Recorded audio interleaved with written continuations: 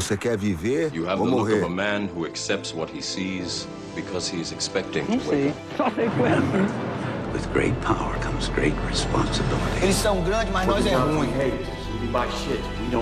O sistema é foda. All the moments will be lost in time, like tears in rain. TalmaCast, o podcast do Cineclube Debates.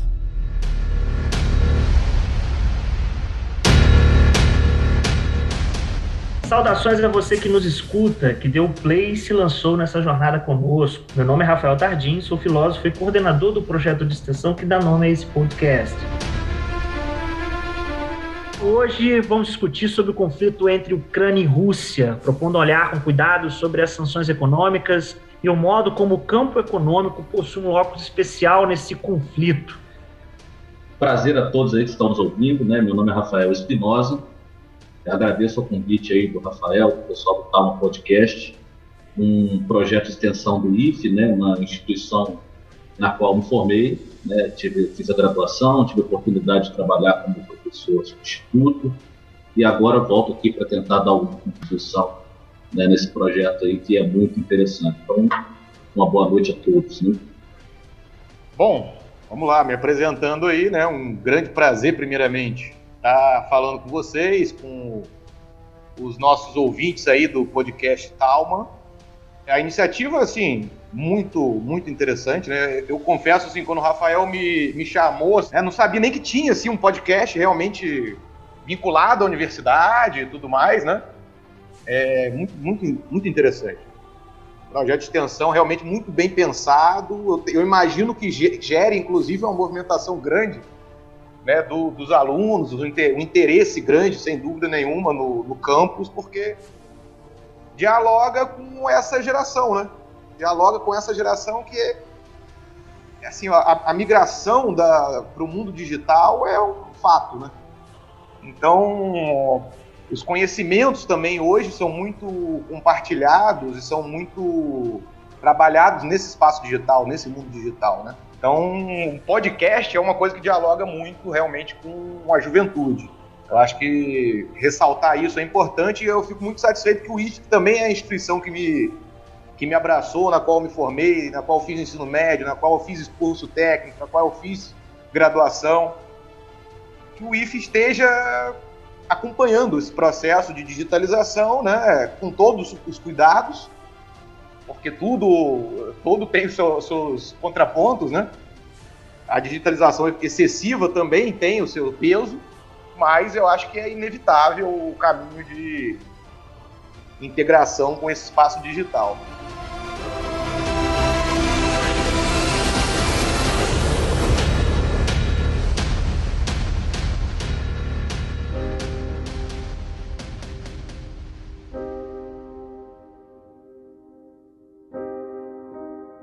Então, pessoal, eu queria começar a conversa da gente hoje e também começar a provocar, né, vocês, esse momento que a gente está vivendo. A construção desse episódio é muito curioso. Eu fiz o convite para o Rafael Lopes, ele não está conosco aqui, houve um contratempo, ele estaria aqui com a gente.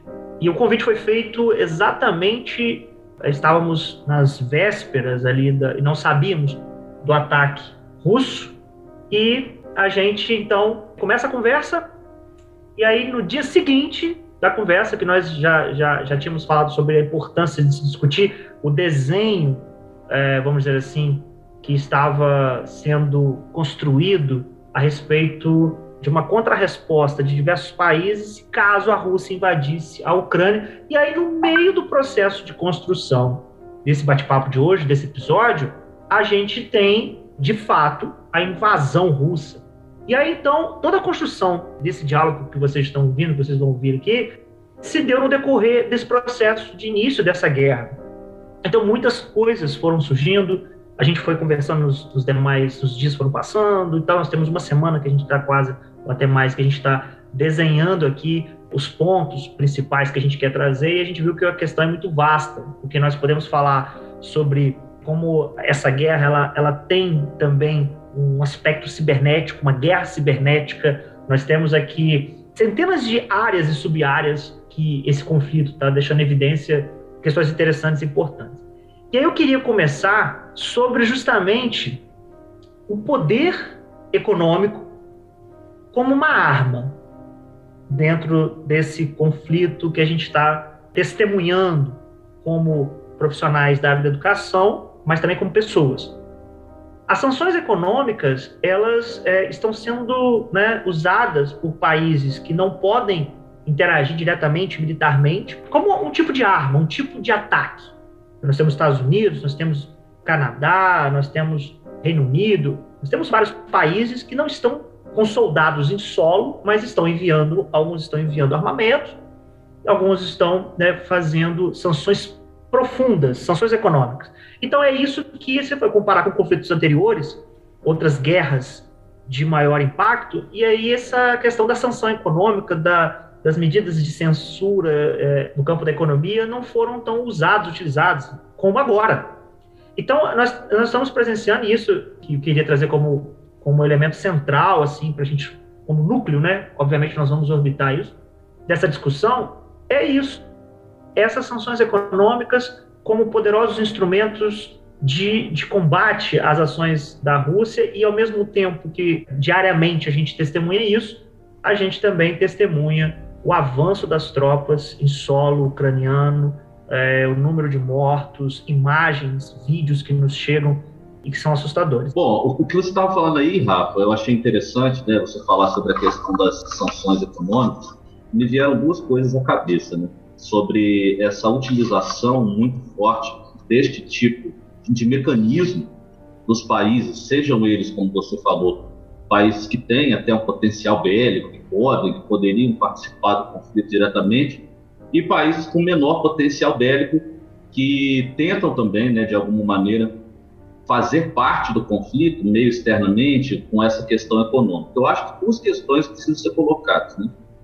Um é o fator da globalização, né, que é muito importante para a gente entender esse conflito moderno, que nunca antes visto. Acredito que, independentemente de quais são os desdobramentos futuros aí desse conflito, que agora, neste momento, a gente está conversando, naturalmente estão ocorrendo coisas que terão, né, vários desdobramentos para amanhã, depois, próxima semana, próximo mês. Então, a globalização está em curso e num momento mais acentuado. Então, eu acho que, me parece que tem uma questão de... O importante é participar. Claro, não sei se eu me expressei bem, mas me parece que os países têm que, de alguma forma, tomar algum posicionamento. Eu acho que esse é o posicionamento mais claro, mais efetivo, principalmente para aqueles países com menor poder bélico. E outra coisa também que a gente pode colocar, e aí fiquem à vontade para refutar os meus argumentos, se vocês quiserem, que é também, eu acho, um receio também de uma guerra nuclear. Eu acho que uma invasão como essa, com as repercussões que tem, que por enquanto, né, a Rússia e a Ucrânia estão diretamente envolvidas no conflito, digo assim, territorialmente falando, existe também um certo receio de uma guerra nuclear. Então, também essas sanções econômicas, a meu ver, né, pode ser um palpite, elas também vêm para tentar atenuar, né, a possibilidade de um conflito bélico que vá se acentuando muito rapidamente e descando para uma guerra nuclear. Sobre as primeiras provocações, essa questão das sanções, né, muito interessante observar isso, porque a gente, pós-Guerra Fria, viveu um momento meio que com um mercado de capitais se tornando quase que uma coisa à parte, né? Não podia ter interferência política, né? E agora a gente vê exatamente o contrário, essa blindagem cai completamente. Quando você coloca, por exemplo, sanções que confiscam investimentos russos em países ocidentais. Então, assim, essa blindagem que o mercado financeiro parecia ter, né? O mercado de capitais parecia ter, todo o sistema econômico depende dessa estabilidade, né? Depende dessa credibilidade, dessa blindagem, de certa forma, e isso cai. E a gente vê a imposição, novamente, da força dos estados, né? Dos estados nacionais, dos governos, a política, que, na verdade, nunca deixou de influenciar de alguma forma, né? Essas não são esferas completamente separadas, a economia e a política caminham juntas, né? Como diriam os economistas clássicos, né? Era economia política que se chamava, né? A economia separada da política é uma invenção muito recente, né? E justamente que obedecia a essa lógica de diferenciação mesmo, de uma economia que praticamente funcionava meio que à parte das decisões políticas, como se isso fosse possível, e o que a gente vê é que não é possível.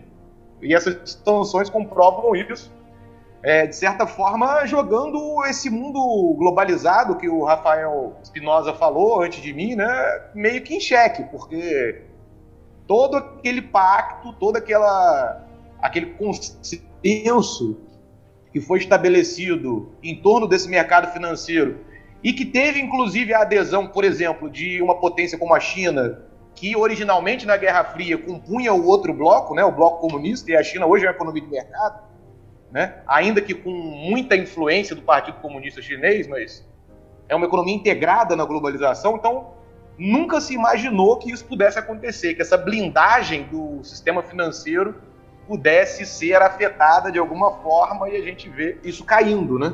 A gente está vendo isso e a gente não sabe quais são as repercussões, porque realmente, como que vai ser a partir de agora, né? Qual é a segurança que um país vai ter, por exemplo, para comprar moeda de um outro país, para comprar título da dívida de um outro país?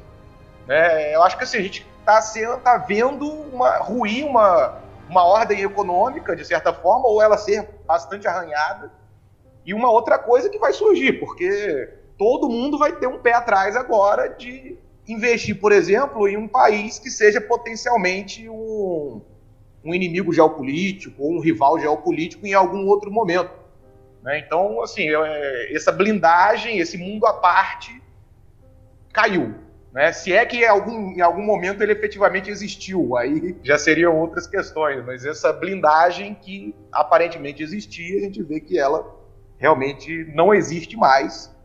E as sanções, o mercado financeiro hoje os instrumentos financeiros estão sendo usados para fins políticos.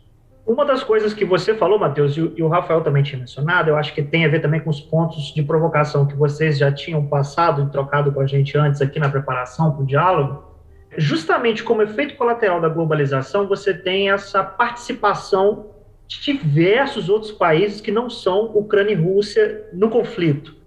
Então, todos, né, que o Rafa falou, todos se veem nessa necessidade de participar de alguma maneira, porque estão, de alguma maneira, até o Brasil, toda a questão dos fertilizantes, está conectado a um dos dois atores desse conflito. E aí que é interessante, porque um efeito colateral da própria globalização está gerando um problema que o próprio Banco Mundial deu uma declaração sobre uma catástrofe. Esse conflito foi uma catástrofe para o crescimento global que vai, se não parar, vai reduzir. Ou seja, nós estamos falando de dois estados nacionais, um está invadindo o outro militarmente, e aí a grande discussão de prisma geral é econômico.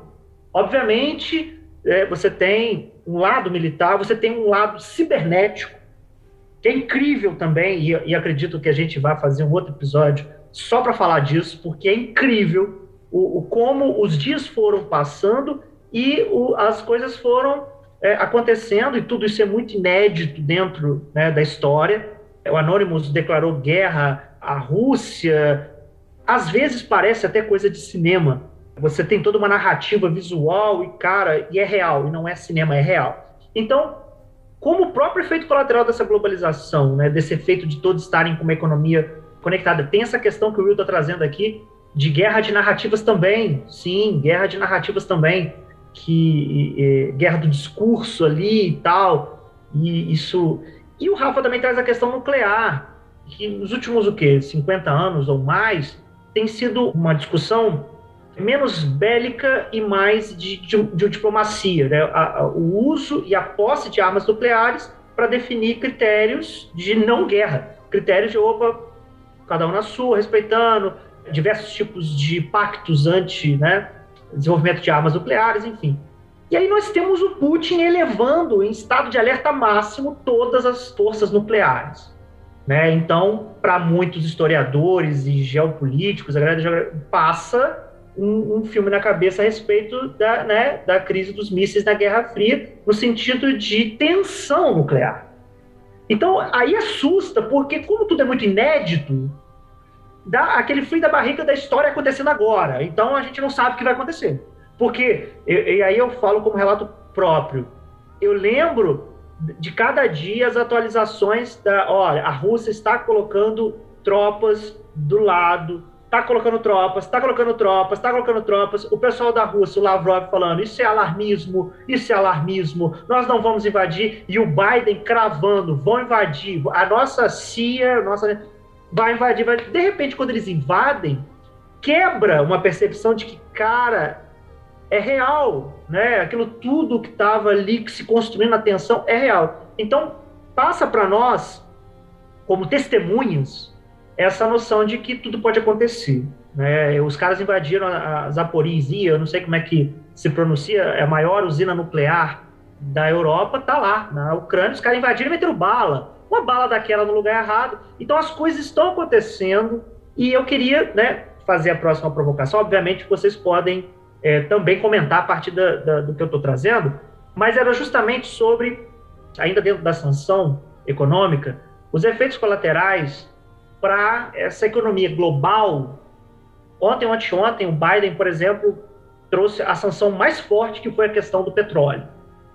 Então, aí a pergunta para vocês, o que vocês pensam sobre isso? Estaremos vendo realmente um processo de transição, um processo de reconfiguração de uma estrutura política, econômica, ou seja, estamos vivendo um divisor de águas, ou é exagero falar? Porque o 11 de setembro, na época, não se falava que era um divisor de águas, né? Passou 1 ano, 2 anos, os efeitos colaterais foram ficando mais perceptíveis, e aí sim, hoje se fala, o 11 de setembro foi um divisor de águas em muitas questões. Então, vocês pensam, né? Como é que vocês pensam sobre isso? Estaríamos vivendo, por diversos tipos de sinais, um processo desse também, que nem o 11 de setembro foi um divisor de águas, estaríamos esse conflito ali, sendo um divisor de águas para a economia, para a política?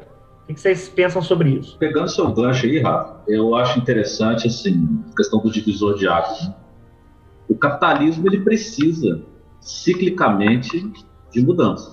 E o que o Matheus estava falando lá na introdução dele foi muito interessante, me botou para colocar para pensar assim. A gente nunca tinha visto, né, o mercado financeiro tão atrelado a uma política estatal como tem hoje.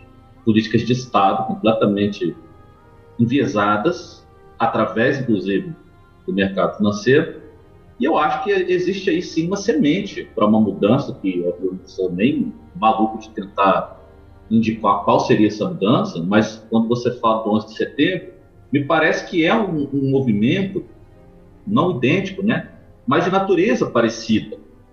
E aí, se a gente pensar que o mercado militar, por exemplo, movimenta uma quantidade de dólares atual, principalmente dólares na economia, isso obviamente tem interesse, né? Não é à toa que os Estados Unidos fez aí financiamentos bilionários na Ucrânia de grupos radicais que tensionaram ainda mais esse conflito. Então, sem nenhuma tentativa de resposta, mas é mais uma pergunta, será que isso também não é um movimento do próprio sistema capitalista para tentar se rearranjar, né? Vai haver, naturalmente, um recrudescimento de todas as economias mundiais, em função, inclusive, da globalização, o que nos aponta outros caminhos também. Então, a necessidade dos Estados nacionais passarem a não dependência de elementos extremamente importantes da sua economia, literalmente dependentes de outros países. Então, por exemplo, a gente vai ver, provavelmente agora, nas próximas semanas, o petróleo já seria uma questão mundial, mas no caso do Brasil, que é um dos maiores produtores de alimentos do mundo, a gente vai sentir um aumento por conta dos fertilizantes, que boa parte deles são adquiridos da Rússia. Então, será que a gente não teria capacidade de nós mesmos brasileiros, né, a partir de uma indústria nacional, de um investimento público, privado, de onde viesse, né, esse investimento, nós criarmos as bases para uma indústria, já que nós somos historicamente um país agrícola, exportador, a gente não depender, né, por exemplo, falando do Brasil, né, um dos maiores, talvez seja o maior produtor de alimentos do mundo, já está vendo, né, uma população com fome, e vai ver esse processo sendo ainda mais acentuado. E eu acho também que tem essa questão que você colocou, dessa narrativa muito forte, né? A guerra, ela tomou uma narrativa, como você falou antes, coisa de cinema, como se precisasse existir o mocinho e o vilão, como se precisasse existir um lado bom e um lado ruim. E também, pegando o gancho do que o Matheus falou mais cedo, nessa euforia cibernética que tem acontecido, as pessoas elas estão tomando lados, mas talvez sem uma base assim, de entendimento. Espero até que o podcast possa servir também para reflexão, né? Para que a gente não caia nessa falácia de que existe lado certo e lado errado, né? Como se precisasse ter sempre um herói e um vilão. Não tem. Afinal de contas, a gente não está no filme, né? E a gente tem aí repercussões que serão, como a gente falou, ainda desconhecidas, mas que serão muito graves. É isso. Eu queria acrescentar algumas coisas, né? Quando o Rafael Tardim ele coloca esse aspecto globalizante da guerra, né? A primeira coisa, quando a Rússia invade a Ucrânia, eu começo a receber mensagens de alunos e até de ex-alunos já formados, perguntando se a gente ia ter uma terceira guerra mundial. Acho que o pânico, né, o risco atômico, o pânico era de uma terceira guerra mundial militar, de cunho militar. Mas, na verdade, o que a gente está vendo é que a guerra militarmente está localizada, está regionalizada, mas os impactos dela são globalizados. E aí que entra realmente essa questão que você está falando, né, ou a gente está falando aqui, das questões econômicas, né? Então você tem impactos que vão ser sentidos no preço dos alimentos, né, para nosso poder de compra, e não só nosso aqui no Brasil, no mundo inteiro. Porque nós vamos ter efetivamente uma onda inflacionária pressionando os alimentos, pressionando os serviços, principalmente por conta do mercado energético, que a Rússia é um dos países que mais fornece energia, mundialmente falando, principalmente para a Europa, né? Mas o que impacta na Europa impacta em todos os outros lugares, né? Porque se tiver escassez lá, eles vão ter que comprar de algum lugar. Se eles deixarem de comprar da Rússia, vão comprar da onde? Né? Por exemplo, a gente está vendo uma coisa inimaginável acontecer, que é os Estados Unidos vir negociar com o Nicolás Maduro. A gente viu isso essa semana. O Nicolás Maduro, assim, a diplomacia americana se rendeu praticamente depois de anos reconhecendo o auto-intitulado presidente Juan Guaidó, né, que virou até um meme, esse auto-reconhecimento dele como presidente, e agora eles, realmente é o Nicolás Maduro, porque eles tiveram que vir negociar com ele, né, a compra de petróleo venezuelano devido ao impacto que a escassez desse produto pode ter na economia global.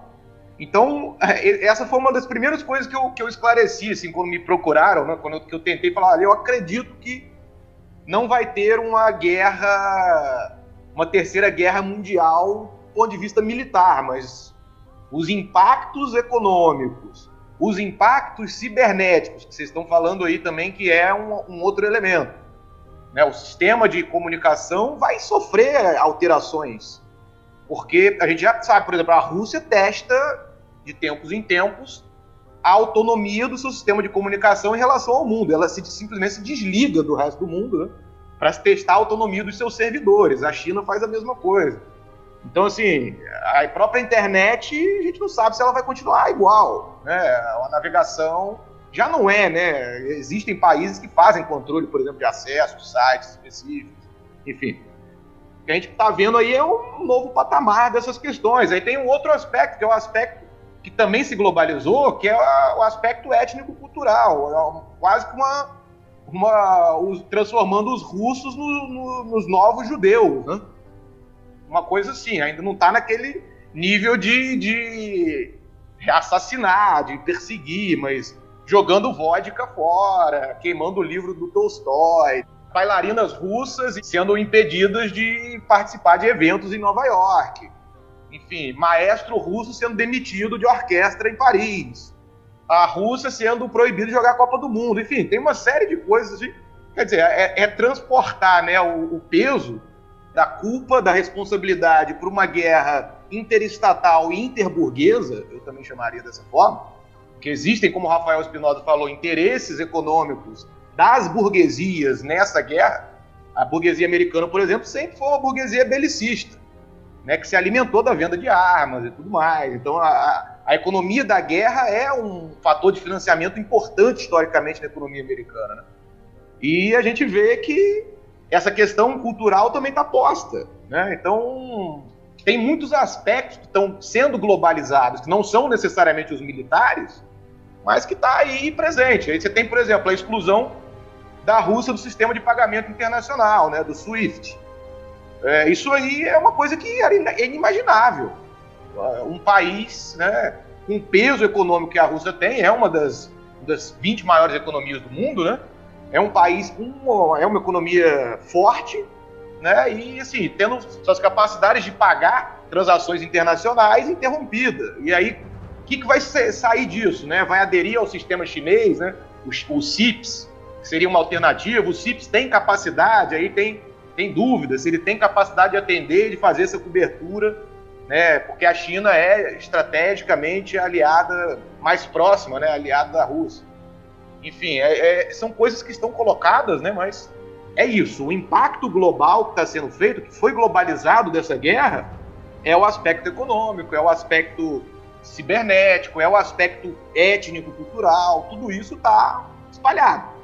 Em que pese militarmente esteja mais regionalizado, mas tem maluco para tudo. Tem maluco saindo aí do Brasil para ir lá para a guerra. Isso é voluntário. Parece que o Ministério recebeu ali pedido. Por hora está regionalizado, né? Por hora está regionalizado também. A gente não sabe em que pese o risco atômico, né, como o Rafael Espinosa falou, né, é muito alto. A gente acha realmente que é muito difícil acontecer um confronto direto entre OTAN, né, e Rússia, e a OTAN tem dado essas demonstrações, tanto é que até hoje não mandou tropa, não fez interferência, né, não mandou sistemas de defesa, né, não interferiu diretamente, em que pese indiretamente tenha mandado armas, como o Rafael Tadinho falou, né? Apesar até da Polônia ter feito uma certa pressãozinha aí, os Estados Unidos, não, nós não vamos e tal, ou seja, tem gente querendo... Exatamente. É louco. Assim, já vem saindo, né, matérias, isso já vinha sendo analisado, né, de jornalistas que pesquisavam a questão ucraniana e que disseram assim, não, a Ucrânia hoje virou um campo de treinamento da extrema-direita neonazista. Isso aí já vem desde 2016, não é de agora, né? E assim, isso já está presente, mas não é. Tem grupos neonazistas russos também na região do Donbass, estão presentes também, né? E, na verdade, ali tem... O discurso do Putin, inclusive, é esse discurso de que está desnazificando a Ucrânia, mas ele é aliado da extrema-direita em vários lugares, inclusive foi aliado do Trump, né? É aliado do Orbán, né? na Hungria, então ele é aliado da extrema-direita em vários lugares, inclusive internamente, da extrema-direita russa também ele é aliado, né? O Putin é um conservador, né? Então, assim, a questão mais não é a desnazificação, isso aí é propaganda, obviamente a gente sabe, em que pese existam sim incorporação do próprio Estado ucraniano de guerrilhas neonazistas de cunho nacionalista.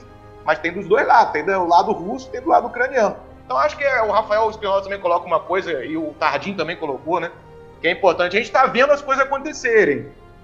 A gente, obviamente, pode tentar fazer hipóteses, lançar hipóteses, mas como cientistas sociais, né, para fazer ciência social, a gente precisa observar, levantar hipótese, aprofundar e depois comprovar se hipótese ou não. Senão eu não posso aqui fazer afirmações que não é ciência, é senso comum, é suposição, né? Então, para a gente manter, né, a metodologia científica das ciências sociais, precisaria observar mais. E até para seguir também aquilo que o Brodel falava, né? A história está acontecendo, está na nossa frente, mas a gente não pode ficar se prendendo só aos pequenos fatos.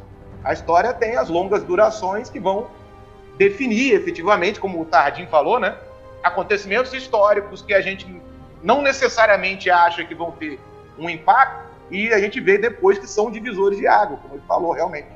Isso pode acontecer, como foi o 11 de setembro. Só interrompendo rapidamente, voltando ao 11 de setembro, eu acho que foi um fato, assim, muita gente que tem uma idade muito parecida, né, a gente está aí na casa dos 30, é uma coisa inesquecível, né? É inesquecível. Ano passado completaram-se 20 anos, esse ano já vai para 21 anos.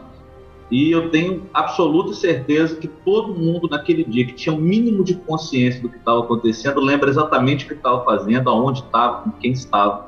Porque, de fato, né, foi uma coisa, assim, inimaginável.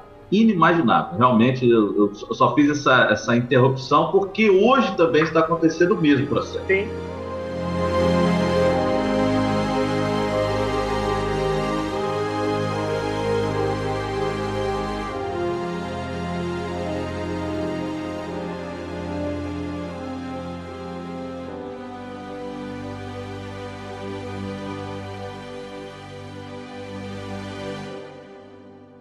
Pessoal, a continuação dessa conversa vai ficar para o próximo episódio. Então não esqueça de seguir a gente nas redes sociais e acessar o nosso site para receber as atualizações, acessando os links na descrição desse episódio. Até a próxima!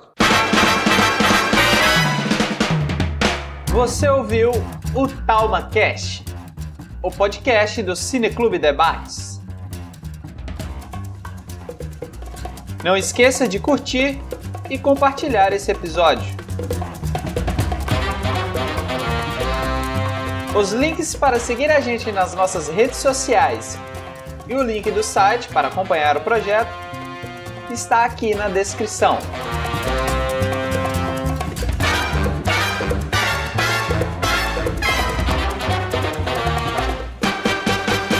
Quem assina essa edição é o William Gil, que no caso sou eu, ou Will. Para você que nos escutou até aqui, o nosso muitíssimo obrigado.